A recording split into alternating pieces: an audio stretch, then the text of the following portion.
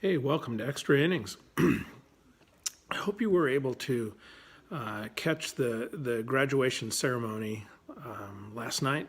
It was pretty cool to listen to all the people that were talking on there, and there was one consistent message that seemed to come through from each person that talked, and that is surround yourself with wise counsel. Get around people that will be able to help you make it through your life with your faith intact. What a great message. And it reminded me of my message last Sunday.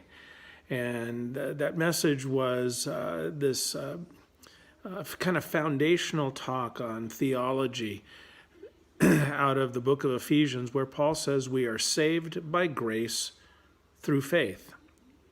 We are made whole by grace through faith.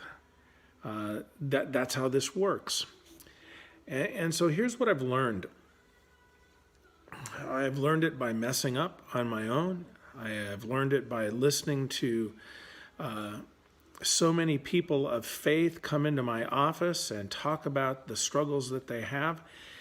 And what I've learned is that left on our own, our default way of thinking is to try to be good enough to make it to heaven.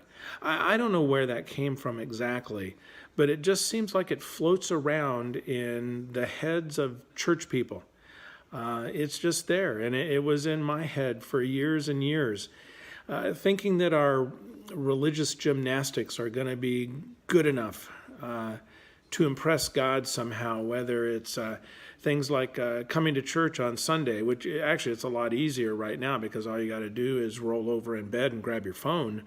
But, we used to think about this. Going to church is a big deal, and God's impressed by that, or tossing a few dollars at the church every now and then, or doing something nice for a person in need, or trying to filter out the really, really bad words out of my vocabulary, whatever.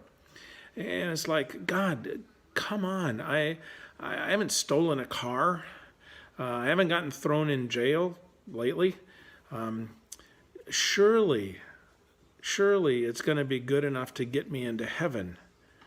I'm a good guy. And honestly, that's kind of how I thought. That was my theology growing up, until I swallowed deep and started actively living out my life of faith, wide open, in front of people that were more mature than I was and spiritually deeper than I had ever really thought about being.